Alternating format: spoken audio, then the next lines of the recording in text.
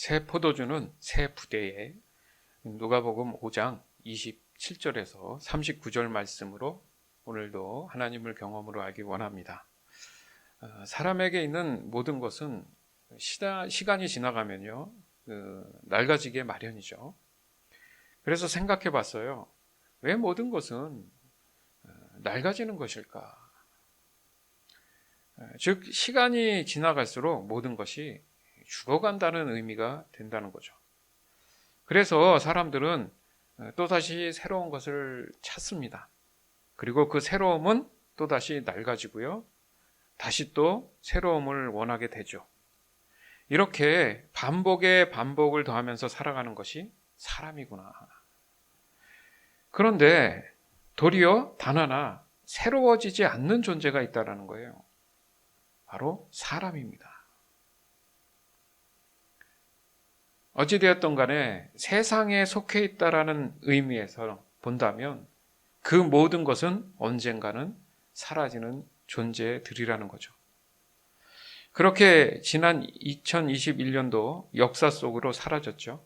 그리고 또다시 2022년도 하루도 사라지고 오늘은 2일째를 맞이하고 있지 않습니까? 이렇게 시간은 사라지고 과연 우리에게 남은 것은 무엇일까? 아마도 남은 것이라고 한다면 사라져버린 그 시간들 속에 남겨진 흔적들의 기억들일 것입니다. 그렇다면 우리는 그 사라진 기억들 속에 무엇을 남기며 살았을까? 그리고 그 남겨진 것들은 지금 우리에게 어떤 가치로 기억하고 있는 것일까요? 즉 우리는 무언가를 위해 최선을 다하면서 무언가를 남기려고 한다는 것입니다. 다시 말해서 그 가치가 우리에게는 소중한 것이며 또 소망이 된다는 그 믿음이 어떤 의미를 가지고 있냐는 거죠. 그리고 지금 나에게 남겨진 이 기억들과 증거들은 정말 나에게 소중하고 또 소망이 되는 그 가치가 있는 것이라고 과연 확신하고 있을까? 사람에게는요, 실망이라는 그런 마음이 있잖아요. 그죠? 그러면 반대로 생각해 보면 기대하는 마음 또한 있다는 거죠. 기대는 어떤 일이 원하는 대로 이루어지기를 바라면서 기다린다. 이런 의미지 않습니까? 결국 모든 것은 낡고 사라지는 것을 알면서도 기대하는 마음을 갖는다는 거죠. 그것이 희망이라는 마음 또한 있기 때문입니다. 그래서 남겨진 지난 것들 중에 원치 않았던 것들에 대해서는 버리고 싶어 하지요. 그리고 그 자리에 원하는 것을 채우기 위해서 희망을 갖고 또다시 불확실한 미래를 기대해 보는 것입니다. 여기서 알 수 있는 것이 바로 지난 시간 안에는 원하던 원치 않던 간에 두 가지 다 기억과 흔적으로 남아 있다는 것입니다. 그래서 사람은 현재를 살아가는 것이 아니구나. 확실한 기억과 흔적을 근거로 해서 과거를 살아가고 있다는 걸 알 수 있습니다. 결국은 사람에게 있어서 기대하게 하는 그 마음은 희망이기보다는 지난 과거에 남겨진 것들 중에 자신이 원한다고 하는 것들을 가지고 있는 사람들의 기억과 흔적들을 철저히 신뢰하고 따르는 것을 말하는 것입니다. 그러나 그것은 모두 철저히 세상에 속해서 살면서 잠깐이나마 육신의 안락함을 누리기 위한 거에 불과하다라는 거죠. 그러면 다른 관점에서 좀 생각해 보면 좀 더 이해가 될 수 있습니다. 지금을 살아가는 우리가 고민하는 문제들이 있죠, 분명히. 그러면 지금은 존재하지 않는 과거의 사람들은 지금 우리와 같은 고민 아니면 다른 고민들을 하며 살아갔을까? 우린 과거의 기억이나 흔적들을 보면서요, 많은 공감을 합니다. 그리고 그 정서에서 많은 것을 제공받기도 하죠. 그래서 때론 그것이 사람이 살아가는 절대 기준이 되기도 한다는 거죠. 그 누가 알려주지 않아도요, 사람들에게는 대세라는 분위기가 있어요. 그러면 사람들은 그 대세를 자연스럽게 어떻게 합니까? 따라갑니다. 이것은 과거 교회들에 대한 흔적과 증거들을 통해서도 알 수가 있어요. 더 나아가서는 믿음의 문제에서도 동일하게 적용되더라는 겁니다. 사람은 언제나 환경의 지배를 받게 돼 있지 않습니까? 거기에 믿음의 문제도 함께 한다는 거죠. 따라서 믿음은 하나의 진리이지만 세속과 만나면서 왜곡된 흔적이나 증거들로 남겨진다는 거죠. 그 결과 고스란히 피해를 입는 것은 과거의 이 흔적이나 증거를 접하게 되는 미래의 저와 여러분의 자녀들이라는 거예요. 우리는 때론 과거의 기억이나 흔적들에 대해서 맹신하는 그런 경우 또한 있습니다. 그것을 어떻게 보면 고정관념이라고도 하는데, 사실 지난 것들이 온전히 완벽하게 있는 그대로를 말한다고 하기에는 쉽지 않다는 거죠. 이 또한 우리는 엄두해야 할 부분인 것 같습니다. 왜냐하면 진리는 과거나 지금이나 변하지 않는 있는 그대로를 말하는 거잖아요. 그러나 생각해 보면 우리가 보고 있는 이 자연이라는 것은 있는 그대로의 증거가 되지만 유독히 사람이 언제나 개입이 되면 항상 말도 많고 탈도 많은 그런 과거의 기억들이나 흔적들이 남더라는 겁니다. 이것은 이상할 것도 없이 바로 사람의 원죄 때문에 그런 거잖아요. 그 어떤 것도 그 외에는 설명되지 않는 내용이라는 거죠.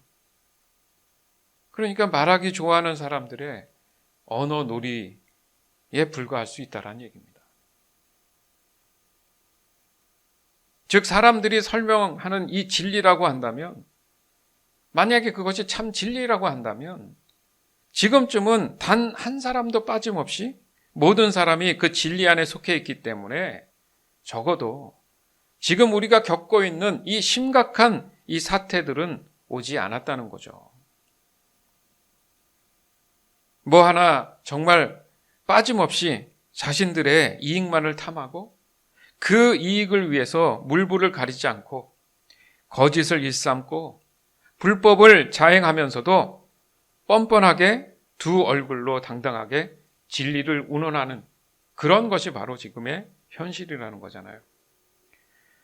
즉 지금 죄악된 세상은 과거의 죄에 대한 기억과 흔적들을 근거로 해서 여전히 살아가고 있다는 말이 어불성설이라고 할 수 있겠습니까?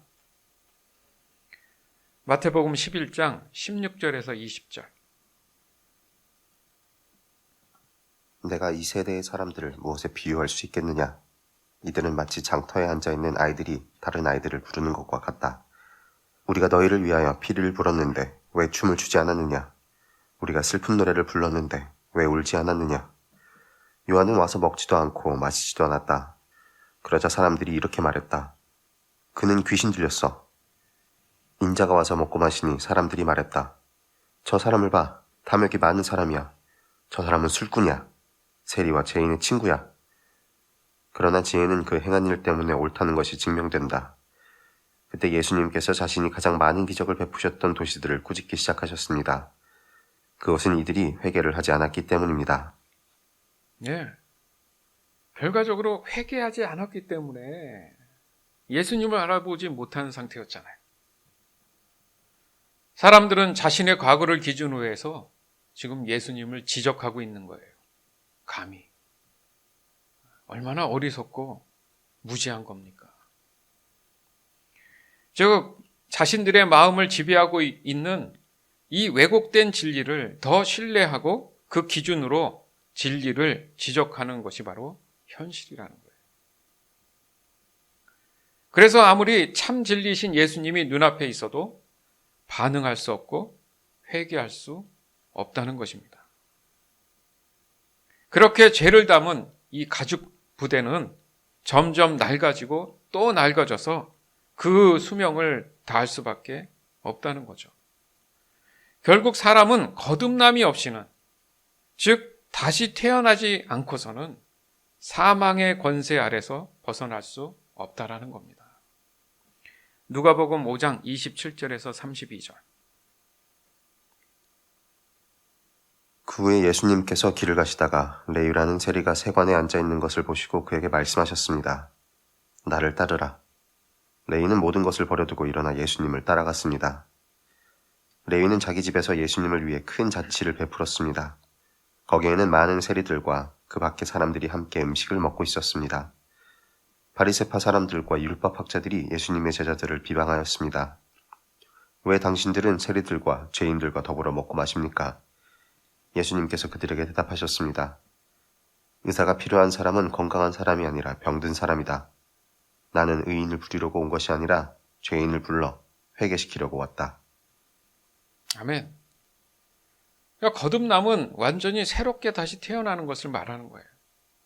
그러니까 어떤 것은 남아있고 어떤 것은 버리고 이런 게 아니라는 거예요. 완전히 죄에 속한 모든 것들을 버려야 된다는 얘기죠. 레위는 모든 것을 버려두고 일어나 예수님을 따라갔습니다. 우리가 늘 강조하는 죄를 알고 회개하고 예수님을 알아보고 회개하고 믿고 순종하는 것. 또한 중요한 것이 예수님이 말씀하신 나를 따르라. 나를 따르라. 뭘 따르라는 거예요? 진리를 따르라. 즉 사람들의 이 과거의 기억과 흔적들을 가지고 자신들의 희망을 기대하는 것이 진정한 진리가 아니라는 거예요. 참 희망과 기대에 대한 명확한 답이 오직 예수 그리스도에게만 있다고 말씀하시는 겁니다. 레위라는 인물의 직업을 한번 생각해 보죠. 그러니까 잘 나가는 공무원 같은 겁니다. 그러니까 사람들이 그의 직업에 대해서 자신들 또한 세상을 살아가는 데 있어서 희망과 기대의 기준이 되지 않겠습니까? 나도 저 위치가 돼서 저렇게 좀 살았으면. 그러나 그런 그의 반응은 의외였잖아요. 그는 하나도 남김없이 모든 것을 버려둘 정도로 예수님을 따르는 것이 자신이 가진 모든 것들보다 가치가 있음을 알았습니다. 그리고 내 자신뿐만 아니라 자신의 지인들 또한 그 자리에서 함께 할 수 있는 기회가 마련됐다는 것 또한 우리는 알 수가 있어요. 이것이 바로 진정한 거듭남의 모습인 겁니다. 그러나 진리를 왜곡한 상태에서는 도리어 자신들의 어리석음을 드러낼 정도로 자신들을 정당화하는데 급급한 모습을 갖게 된다는 것 또한 알 수 있습니다. 누가복음 5장 33절에서 35절. 사람들이 예수님께 말했습니다. 요한의 제자들은 자주 금식하고 기도를 합니다. 바리새파 사람들도 이같이 합니다. 그런데 당신의 제자들은 항상 먹고 마시는군요. 예수님께서 이들에게 말씀하셨습니다. 신랑이 결혼잔치에 손님들과 함께 있는데 이들에게 금식하라고 할 수 없지 않느냐. 그러나 그들이 신랑을 빼앗길 때가 올 텐데 그때는 금식할 것이다. 네, 사실 그들 스스로도 거듭남의 대상이에요. 그럼에도 불구하고 자신들은 전혀 지금 문제가 없는 사람처럼 주장하고 있지 않습니까? 그것에 대해서 예수님이 의사가 필요한 사람은 건강한 사람이 아니라 병든 사람이다. 따라서 나는 의인을 부르러 온 것이 아니라 죄인을 불러 회개시키려고 오셨다. 즉 예수님이 세상에 오신 분명한 목적인 거잖아요.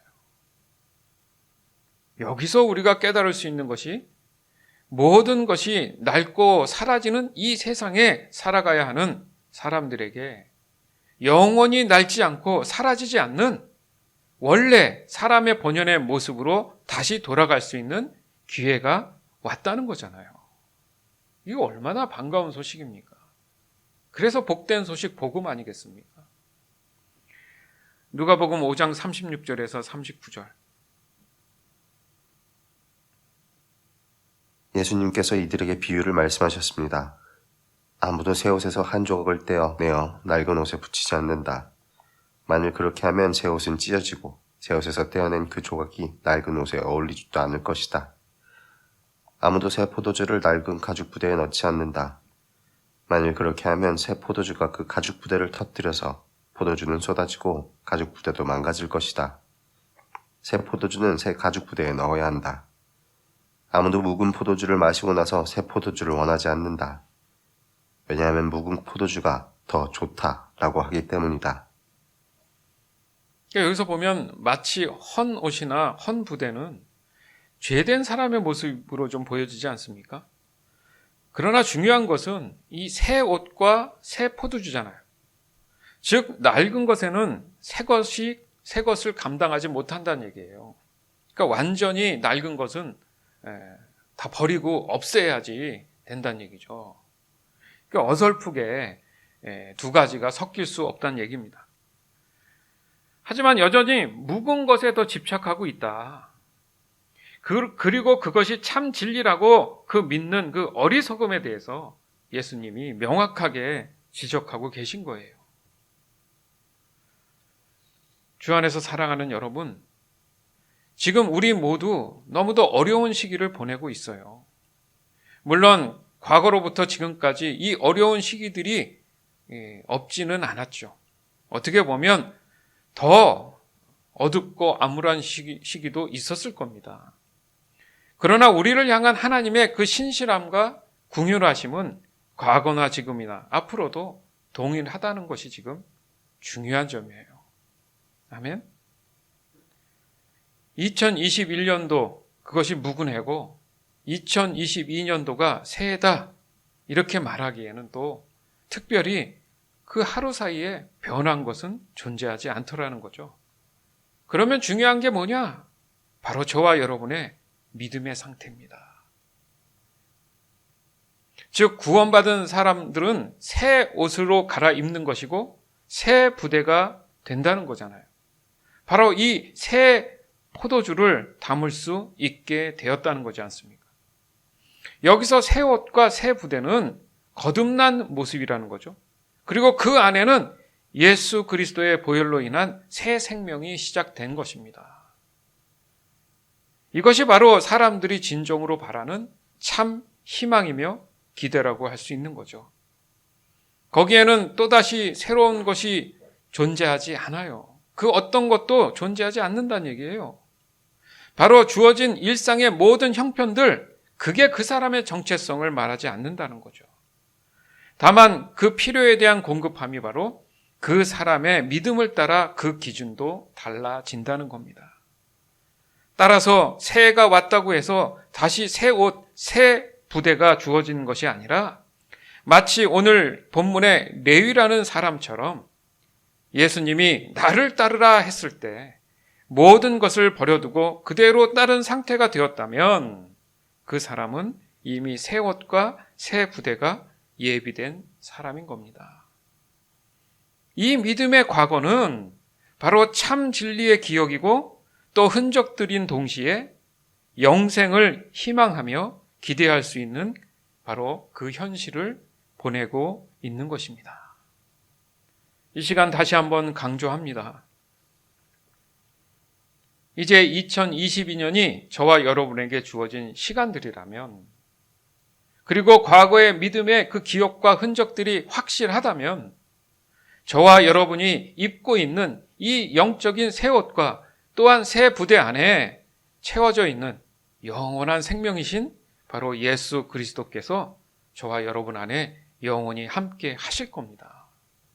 따라서 2022년도도 어떠한 환경 속에 있더라도 신실하게 더욱 자신의 믿음을 흔들림 없이 굳건하게 지켜나가는 저와 여러분이 되기를 이 시간 주 예수 그리스도의 이름으로 간절히 축원합니다. 아멘.